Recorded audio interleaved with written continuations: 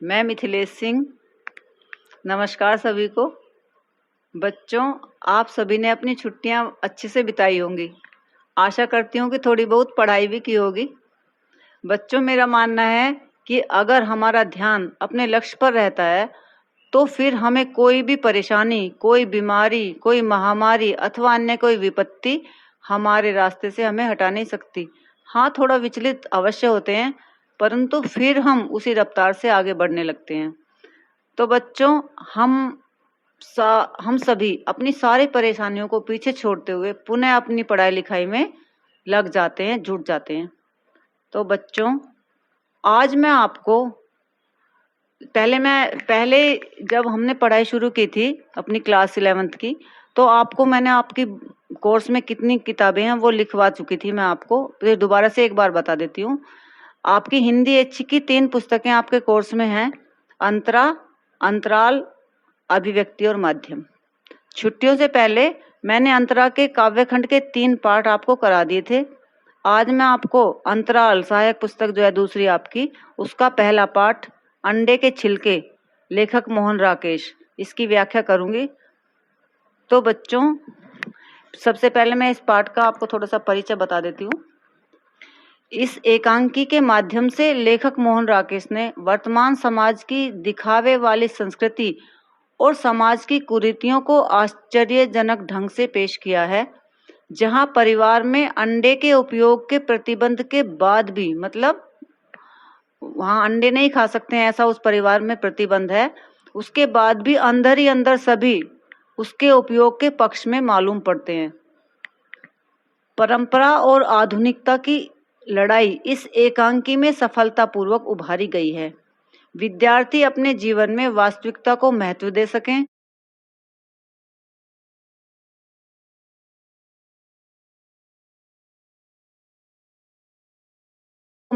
सकें, नकलीपन या किसी खोखले आदर्शवाद में न पढ़कर जीवन को सही दिशा दे सकें।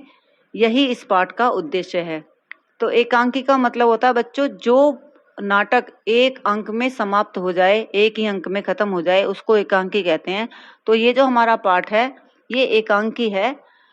तो देखिए सिचुएशन क्या है, आप देखिए कि पर्दा उठने पर गैलरी वाला दरवाजा खुला दिखाई देता है।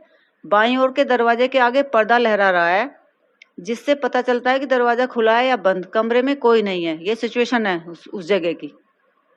श्याम सीटी बजाता हुआ गैलरी में आता है। एक पात्र है श्याम, वो सीटी बजाता हुआ आता है। पतलून कमीज के ऊपर बरसाती कोट उसने पहना हुआ है, सिर भीगा है, बरसाती जो उसने पहनी हुई है ऊपर उससे पानी निचुड़ रहा है। ये सिचुएशन है। अंदर आकर वह इधर उधर नजर दौड़ाता है। तो श्याम आवाज लगा रहा है, अरे कमरा खाली है, ना भैया ना भाभी। पुकार कर कहता है, भाभी।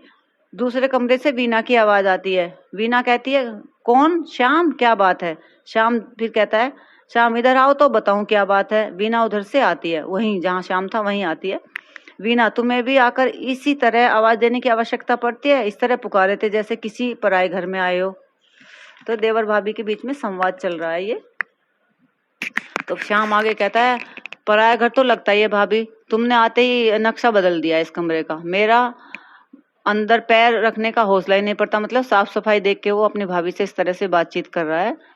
तो फिर उसके बाद वीना कहती है, खड़े गांव से आए हो जो खड़े खड़े बातें करोगे? बरसाती बाहर रख दो, सारा कमरा भिगा रहे हो, फिर बैठकर आराम से बातें करो।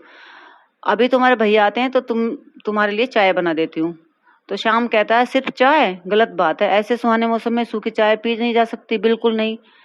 तो उसके सिर पर हाथ रखकर उसका मुंह बाहर की तरफ कर देती है कि बाहर जाओ, ये बरसाती वगैरह बाहर निकाल के रख दो। वीना, यह सुहाना मौसम पहले गैलरी में छोड़ाओ, यानी गीले कपड़े वपड़े वहां रख के आ जाओ, सारा फर्श गीला कर रहे हो। फिर पीछे से खुद ही उसकी बरसाती उतारने लगती है। तो ये सारी बातें श्याम और वीना के देवर भाभी के बीच में चल रही हैं। श्याम उतारते उतारते जैसे कुछ ध्यान आ जाने से फिर से बरसाती पहन लेता है और फिर कहता, भाभी एक बात कहता हूँ। वीना, क्या बात है? बरसाती तुमने फिर से पहन ली। मैं कहती हूँ तुम तो बस इतने वो बीच में टोकने लग जाता है। श्याम, भाभी बात तो सुन लो। मैं कहता हूँ कि बरसाती आकर एक ही बार उतारूं, चाय के साथ खाने के लिए भाग कर बाहर से कोई चीज ले आऊं। सूखी चाय का मजा नहीं आएगा इस समय पानी जरा थमा हुआ है, बारिश मतलब रुकी हुई है, फिर जोर से बरसने लगेगा। वीना फिर वही खाने की बात। कोई ऐसी बात भी वक्त होता है जब तुम खाने की बात नहीं सोचती। अच्छा जाओ, मगर लाओगे क्या? तुम जो कहो ले आऊं। इस वक्त गरम गरम कचौड़ी और समोसे भी मिल जाएंगे। और क्या? श्याम कहता है और कहो तो कोई अच्छी चीज भी मिल सकती है। वीना, बरसते पानी में जाओगे तो अच्छी चीज ही लाओगे, समोसे कचौड़ी क्या खाओगे? श्याम, अच्छा, अच्छी चीज है तो अच्छी चीज क्या हो सकती है? जाओ 4 अंडे ले आओ, मैं तुम्हें अंडे का हलवा बना देती हूँ। मतलब लेखक को बात अंडे पे लानी थी, तो इसलिए सारा संवाद ही इतना सारा लिखा है। आओ जल्दी से कुछ कुल्ला कर लो, मुंह खराब हो गया होगा। अच्छा, वो फिर श्याम कहता है, शिव शिव, किसी और चीज का नाम लो भाभी, इस घर में अंडे का नाम ले रही हो? जाओ कुल्ला कर लो, मुंह खराब हो गया होगा। वीना, क्या बात करते हो दबे स्वर में, यहाँ रोज सुबह अंडे का नाश्ता होता है। तुम्हारे भाई साहब ने यह बिजली का स्टोव इसलिए रखा है कि माजी ने कहा था कि सुबह अंडे बैटरी लेनी होती है, रसोई में बनाकर लाने से ठंडी हो जाती है, इसलिए ये 16 रुपए खर्च किए हैं। माजी भी भोली हैं, झट मान जाती हैं। कोई इनसे पूछे कि स्टोव तो बैटरी के लिए लाए हैं, मगर ये फ्राइंग पैन किस लिए लाए हैं? इसमें क्या दूध गर्म होता है? तो अब श्याम बोलता है, भाभी ने, वीना ने जब इतनी बात कही, श्याम कहता है, संयम संयम यानी धैर्य रखो, जरा संयम से काम लो भाभी। 4 दिन तो अंडे खा लिए हैं, वे छिलकों के साथ वसूल हो जाएंगे। अम्मा के कान में भनक पड़ गई तो सारे घर का गंगा स्नान हो जाएगा। तो इस तरह से उन दोनों में बात हो रही है। यानी कहने का मतलब है कि शॉर्ट में ये है कि जो वो देवर भाभी हैं, वो सारी बात अंडे पे लानी है उनके संवाद के द्वारा। तो ये सारी बातें उनके बीच में चल रही हैं। तो उसके आगे देखिए, ये जो है वो चला गया, उनका देवर चला गया, तो आगे क्या बात हो रही है उसमें दोनों में। वीना कहती है, भाई तुम लोगों की ये बात मेरी समझ में बिल्कुल नहीं आती। अगर खाना ही है तो छिपाने से क्या बात है, सबके सामने खाओ। माँ नहीं खाती, रसोई की बजाय यहाँ कमरे में बना लेते हो। और अंडे के जीव कहाँ होता है, जैसे दूध वैसे अंडा। श्याम फिर कहता है, हरी हरी, फिर वही नाम, फिर अंडा कह रही हो। भाभी आज इस बरसते पानी में तुम निकलवाओगी, तुमसे कोई कुछ नहीं कहेगा, अम्मा मेरे सिर हो जाएंगी। सब तेरी ही करनी है, तुम खाओ बनाओ जो चाहे करो, लेकिन इस चीज का नाम मुंह में मत लाओ। लाओ पैसे निकालो, मैं तुम्हारे रिस्क पर ले आता हूँ। 4 चोरी पकड़ी जाने पर अगर मेरा नाम लिया किया लाया तो मैं साफ मुकर जाऊंगा, और बैटरी के साथ फ्राइंग पैन का रिश्ता माँ को अच्छी तरह समझा दूंगा। कितने ले आऊं? 4 की 6। ये सारी बातें करते करते उन देवर भाभी के बीच में अंडे की बात हो रही है। तो कहने का मतलब है, तो ये सब बात ये है कि आगे लेखक कहता है कि वीना का पति गोपाल सुबह नाश्ते में अंडे खाने के लिए बिजली का चूल्हा खरीदता है। सारी बात आपने करी थी अभी। तो श्याम स्वयं सबसे छुपकर कमरे में कच्चा अंडा खाता है। गोपाल श्याम दोनों को अपनी माँ का भय है, डरते हैं दोनों अपनी माँ से अंडे खाने के लिए। गोपाल अंडे के छिलके मोजों में छिपा कर रखता है। वीना अंडा खाने की वकालत करती है। वैसे श्याम भी छिपकर अंडा खाता है। शॉर्ट ये है इसका संक्षेप में कि वीना श्याम से अंडों के साथ कुछ किशमिश लाने को भी कहती है। वीना को घर के कपड़े संभालते हुए जुराबों में अंडे के छिलके मिल जाते हैं। वीना दरवाजा थपथपाते हुए राधा जीजी यानी अपनी जेठानी को पुकारती है। राधा अंगड़ाई लेती हुई ऐसे आती है जैसे वह अभी सोकर उठी हो। वीना पानी लेने चली जाती है। राधा को वीना के हंसने की आवाज सुनाई देती है। वीना राधा की चंद्रकांता किताब देखकर हंसती है। यानी एक और चोरी का काम उनके घर में हो रहा था। एक तो अंडे खाए जा रहे हैं चोरी से, दूसरी चीज चंद्रकांता संतति एक किताब है, वो भी उनके घर में पढ़ने की मनाही है। तो वो बड़े वाली जेठानी इनकी वीना की राधा वो किताब पढ़ती है। यहाँ तक का आप समझ गए होंगे। इसके बाद का जो पाठ है बच्चों, वो हम कल करेंगे, लेकिन उससे पहले मैं आपको थोड़े से कुछ कठिन शब्दों के अर्थ लिखवा देती हूँ। वो आप अपनी कॉपी में नोट कर लीजिए, ताकि जब हम ये लेसन पढ़ेंगे, पाठ पढ़ेंगे, तो आपको वो अच्छे से कुछ समझ में आ जाएंगे। आपने कॉपी पेन निकाल लिया होगा, आप लिखना शुरू करिए। जो ये शब्द इसमें आते रहेंगे, जब मैं पढ़ाऊंगी अंडरलाइन करते रहना। पहला शब्द है पुलटिस। पुलटिस का मतलब होता है हलवे की तरह पकाई हुई एक घरेलू दवा जो घाव पर बांधी जाती है। पुलटिस का अर्थ होता है हलवे की तरह पकाई हुई एक घरेलू दवा जो घाव पर बांधी जाती है। दूसरा शब्द है टिड्डियां।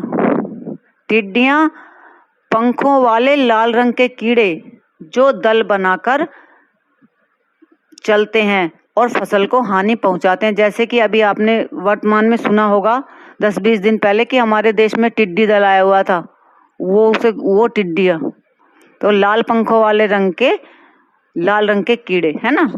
इसका मतलब मरदूद, तीसरा शब्द है मरदूद। मरदूद का मतलब है निकम्मा। अगला शब्द है मेहरी। मेहरी यानी घर का काम करने वाली स्त्री, जो बाहर से मेहरी रख लेते हैं ना काम करने वाली, वो घर का काम करने वाली स्त्री। हील हुज्जत, हील हुज्जत कोशिश। दूसरा शब्द है दस्तूर। दस्तूर यानी रीति या तरीका।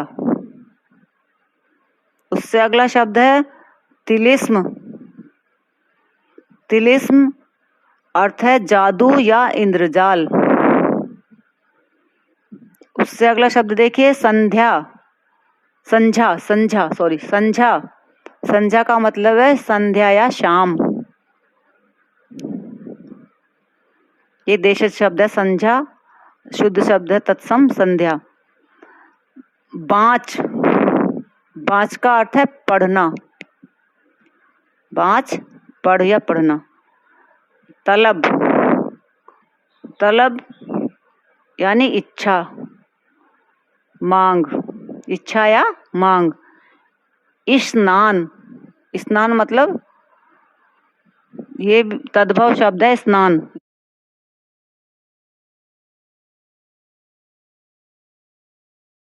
ये तद्भव शब्द है स्नान, इसका शुद्ध शब्द है स्नान। स्नान या नहाना, इसका अर्थ हुआ स्नान या नहाना।